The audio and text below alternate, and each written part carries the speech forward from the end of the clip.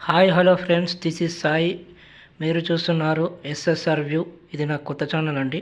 ఇక నుంచి ఈ ఛానల్లో సినిమా రివ్యూస్, ఇంకా ఏదైనా టాపిక్స్ ఉంటే అన్నీ అప్లోడ్ చేస్తాను.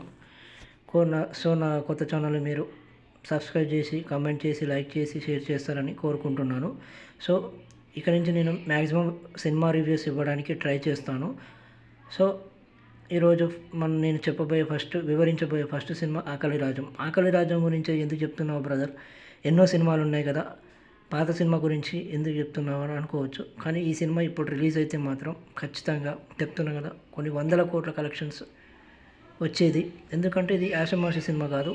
ప్రజెంట్ మన ఇండియా కానీ, దేశం కానీ, ఇతర దేశాలు కానీ, మన దేశం చూసుకుందాం. మన దేశం నిరుద్యోగ సమస్య చాలా బాధపడుతుంది. ఎంత బాధపడుతుందంటే, చదువు తగ్గ ఉద్యోగం లేక, పోనీ ఏదో ఒక పని చేసుకున్నాం మనం, అట్లా కూడా చేతగాక చాలా ఇబ్బందులు, అంటే రకరకాల ఇబ్బందులు, ఫ్యామిలీ ఇబ్బందులు, రకరకాల ఇబ్బందులు. సో అలాంటి సిచ్యువేషన్స్ని కరెక్ట్గా వివరిస్తూ, అంటే ఒక చదువు అయిపోయిన విద్యార్థి సమస్య ఏ విధంగా ఉంటుంది, తల్లిదండ్రులు కూడా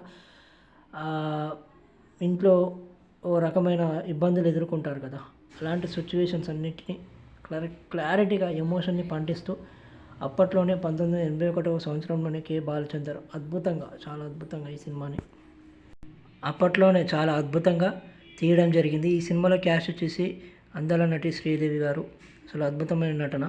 కమల్ హాసన్, ఇంకా తోటి ఫ్రెండ్స్. సింపుల్ అండి. చదువు అయిపోయిన ఒక ఎంఏ ఫిలాసఫీ చదివిన కమల్ హాసన్ ఫాదర్ అంటే నచ్చదు.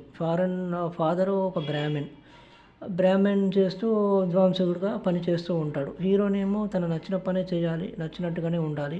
ప్లస్ హీరోకు ఉండే క్వాలిటీస్ శ్రీశ్రీ రచన అంటే చాలా ఇష్టం. ఎప్పుడు ఏ సందర్భంలో వచ్చినా శ్రీశ్రీ రచనలు ఉపయోగిస్తూ తన యొక్క బాధని, కోపాన్ని వ్యక్తపరుస్తూ ఉంటాడు. ఒకానొక సందర్భంలో ఫాదర్తో ఒక చిన్న గొడవ జరిగితే, ఇట్లా ఉద్యోగం చేయట్లేదు, చెప్తే వినట్లేదు, ఎందుకు నన్ను దండగా, కనీసం మన సంగీతం అని నేర్చుకో, బాగుపడతామంటే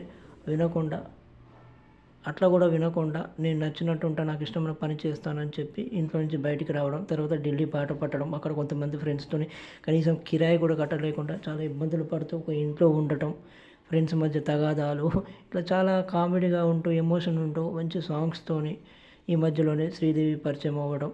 అంటే టోటల్గా ఒక నిరుద్యోగ సమస్యని ఒక వ్యక్తి ఎలా బాధపడిండు, కొన్నిసార్లు ఉద్యోగం వచ్చినా ఆత్మగౌరవాన్ని చంపుకోలేక, ఆ ఉద్యోగం బలవంతంగా చేయలేక, ఆ ఉద్యోగం నుంచి బయటికి వచ్చి సతమతం అవుతున్న ఒక నిరుద్యోగ సమస్యని కళ్ళకు కట్టినట్టు చాలా ఎమోషన్ని పండిస్తూ ఒక బాలచందర్ ఆ రోజుల్లోనే తీయడం జరిగింది.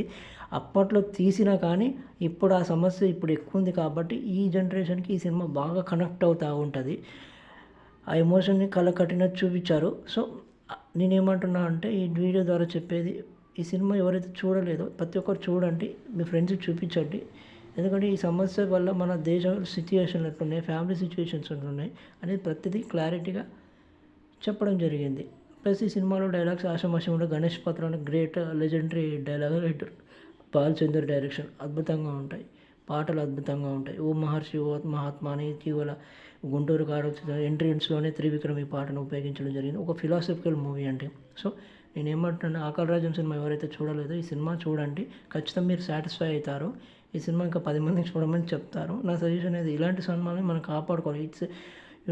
ఇప్పుడు అన్నీ కమర్షియల్ చిత్రాలని చెప్పి ఒక కథనం లేకుండా వస్తున్నాయి. ఇలాంటి సినిమాలు మనం కాపాడుకోవాలి. అవసరమైతే రిలీజ్ చేయాలి. ఒక మన ఎమోషన్ని, మన జీవితాన్ని తెరపై క్లారిటీగా చూపించారు. కాబట్టి ఇలాంటి సినిమాలు చూస్తే మీలో కూడా ఒక సామాజిక దృక్పథం కానీ, ఎమోషన్ కానీ వస్తుందని ఒక చిన్న ఆశతోని ఈ వీడియో చేయడం జరిగింది. సో ఒకవేళ ఈ సినిమా ఎవరైనా చూసి ఉంటే కింద కమెంట్స్ చేయండి. చూడని వారు ఇంకా చూడండి, ఎలా ఉందో మీ అభిప్రాయాన్ని చెప్పండి. ఇలాంటి వీడియోస్ ఇంకా నేను మరిన్ని చేస్తాను, మంచి మంచి సినిమా టాపిక్స్ పట్టుకొని వస్తాను. So ending up, thank you, bye.